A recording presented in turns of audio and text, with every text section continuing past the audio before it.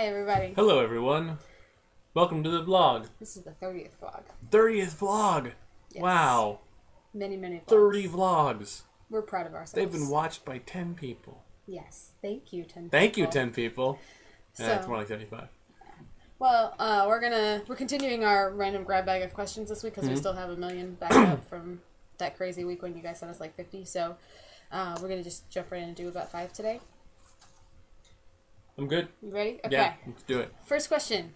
If a Yazata Scion has Ashavan for Guardian and summons their Amesha Spenta, who then activates Unseen Shield, does he need to remain non-violent for the shield to function if he's not in it? And similarly, does a Stars Amesha Spenta need to see the stars? I'm glad people are excited about playing Yazata. That's nice. None of our people are. I'm excited about it. Are you? Okay. Okay, so the first thing is that Unseen Shield, you can never be in an Unseen Shield if you are taking violent actions, but that doesn't make the Unseen Shield disappear. It's just only around whomever is not taking violent actions that you put it around. Right, so the Guardian should be probably out defending and doing possibly violent actions, but the people he's protecting are safely in his shield. Yeah. So if your Amesha Spenta comes out and he puts the shield around, like you and say 3 other people, if you take violent actions or he takes violent actions, you'll be kicked out of that shield. But those other 3 people, if they just stand there, will still be inside a shield that will still last as long as it can before somebody breaks it. yeah. So I think there may be some misunderstanding about how the Guardian no violent action things work. Yeah, it won't make the Unseen Shield disappear. You just can't be behind it anymore. It'll kick you out. And there's no, like, it's an unseen shield, right? So if Anne's in the shield and I'm in the shield and I do a violent action, I'm still standing here, but people can hit me. But if they try to hit her, it stops it. Right. Right. So it's like even though I take violent action, it doesn't like throw me out. We normally describe it like it's like the force field you see in comics, but it doesn't have to be that shape or size like that. It's just, it can be up to this size that you roll for whomever is inside it. And then stars. Can the Stars Amesha Spenta use stars if you can't see stars? Right. No, you gotta see the stars. Stop cheating. It's a little weird because I'm not sure what the Amesha Spenta's stats are for seeing the stars. I would say the Scion probably has to see the stars. Okay.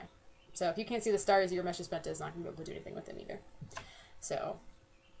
But really, I mean, it's a generally low roll. The perception roll is pretty easy. Yeah, I mean, by the time you are Legend 11 and you have your special Amesha Spenta for stars, you should be, I mean, unless you have the most crippling fate bonds, unless you are to perception what Sangria is to intelligence, you should be able to see stars. Unless I mean, there's some magic power blocking you. The highest you need to do all of the stars boons is a 30. So, by Legend 11, hopefully you've gotten your perception or awareness up so you can roll a 30. It's fairly simple. And if not, I mean, you should probably roll like a 15, use the lower half of your boons. Right, yeah, you still get a 15 and do the lower half. So. Yeah. Alrighty, second question. Stop looking down and make it go black and white. Really? Yeah. Is Olodumare a god or a titan? And how can he be the greatest creator and powerful creature in the universe if his children like Oshun and Eshu keep punking him? Okay, well, generally, the greatest creator in the universe gets punked a lot. That's generally his job. It happens occasionally. Like, you know, I mean, the original creator, Uranus, got his genitals cut off by his children, and Ra gets his powers taken away by Isis. And, like, it's not... They're still super powerful and, like, original and created a lot of stuff, but it doesn't mean they're infallible. They're not the Christian god. So being the biggest god in the cosmology doesn't mean you are immune to all the other gods. So, and especially with Oshun and Eshu, like, they can socially punk him, but they can't actually do anything to him. Like, Eshu has to trick him into doing it himself, and Oshun basically just makes him be addicted to honey. Like, she can't actually, like, go up there and make him do things. But is he a god or a titan? He's probably Titan, I think. So we decided on. It is. We talked about it a lot. Black and white, but it's cute. We talked about it a lot when we were working on the Orisha. We went through him to see if he could be a playable god, if he was going to be too big for that. And he's such a massive power, and he's so disconnected from humanity. Like, he does not do anything directly with humanity, ever. He doesn't even create them. He has intermediary gods create them. That he's probably a titan. That doesn't necessarily mean that he's antagonistic, but it does mean that he is so far away from what humans do and so far away from what the other gods do, because the other gods don't even really talk to him. There's like 2 of them that can carry messages to him, and everybody else doesn't even get to see him.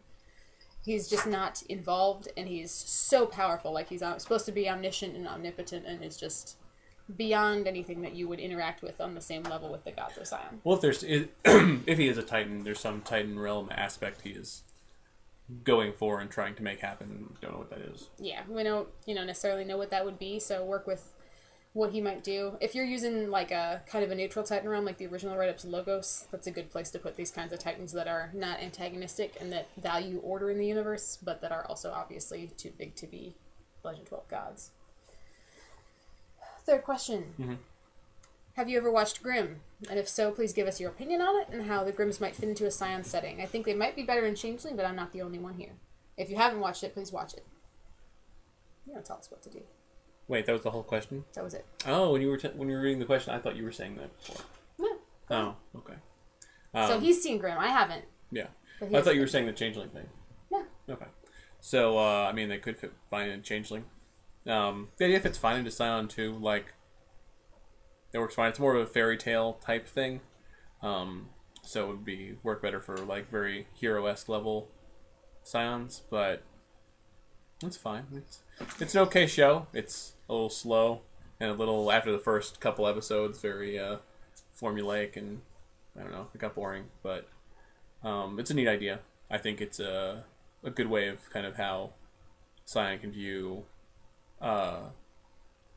Titans. Well, I think the bear episode, the Goldilocks and the Three Bears, that was really good for like how that kind of Titan kind of taint can still exist in the modern world, and they can go and being modern people, but then at night have weird, monstrous things, and you have some Titan spawn that are trying to fight it or trying not to deal with it because they want to be human, and then their wife is like, no, I'm a monster.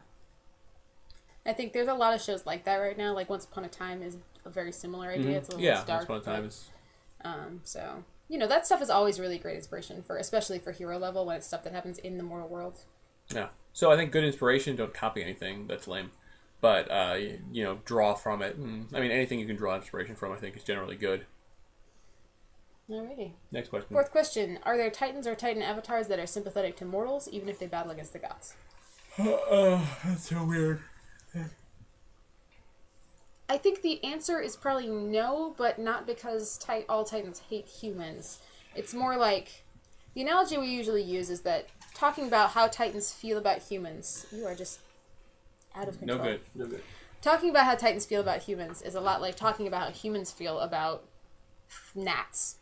Like, most of us not only don't ever think about gnats, but if we did, would think, oh hey, that's a gnat, and then completely forget about it a second later. There are, a few entomologists out there who I am sure are very passionate about gnats. But most of us don't notice them, don't care about them, don't have anything to do with them, and if we kill one, barely even notice it happened. That's basically how Titans are with humans. They are just so big and so far away from humans, and they don't think similarly, that, caring about humans makes about as much sense as you caring about getting a fruit fly away from your food. But there are some Titans that, historically speaking, have dealings with humans, and that's fine too. The classic example is always Prometheus bringing fire to humanity. Yeah.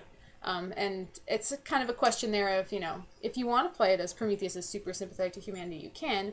We think it's more likely that Prometheus is intentionally being a dick to Zeus, because that is what Prometheus does. He has an established history of doing that even before he does that. And so that's how he can most be addicted to Zeus, is by messing with humanity. Exactly. Some Titans mess with humanity just because they know it pisses the gods off. But I would say probably none of them are really sympathetic, per se. They may not destroy humans outright when they see them, but... Yeah, I mean, they may ignore humans because they maybe just are below their notice or they don't care right now. I can't think of any that are like, man, I really want to champion humanity, even though I hate Zeus, though. That doesn't really that part happen much. There's just no reason for them to. Humanity is so far below their concern level. Their job as Titans is we want to take over the world and remake it in our image. And humans are at best a small, low-level part of that, and at worst are just kind of like fungus that's on this world we're going to remake. So, you could work with somebody who, if a god gets really upset over the way gods treat humans and becomes a Titan, that kind of thing can happen, but in the default setting, there's not really much of that going on. And then finally, my storyteller wants to divide the war purview into two separate paths, kind of like the health purview. I told him it would be easier to just write two separate avatars, but he's determined. Do you have any advice? He didn't give us much to go on. We're going to assume he's splitting it into, Commander type war and, Berserker Rheostrad type war. Yeah, that's the only way I can think you would split a war purview. That's a bad idea. Don't do that. Yeah, I mean, we talk about, once in a while, we even talk about taking a lot of the war, like the just I'm a single warrior stuff out of the war purview, because a lot of that is just stuff that's covered by your attributes. War isn't a purview that is about, I want to go be a fighter. It can be helpful for fighters, but the point of it is it's about wars. And wars and punching are not necessarily the same thing. Mm-hmm. And you need to, if you're going to be a god of war, you need to be able to do things like call up an army or, you know, whatever. Yeah, I would probably actually, in a rewrite of War, take off a lot of the single warriors type stuff.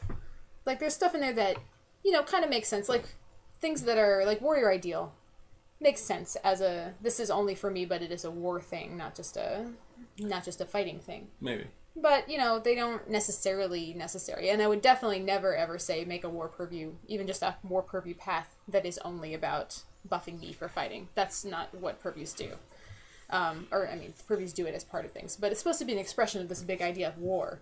And wars are about wars, not just about you being better at hitting people. Mm.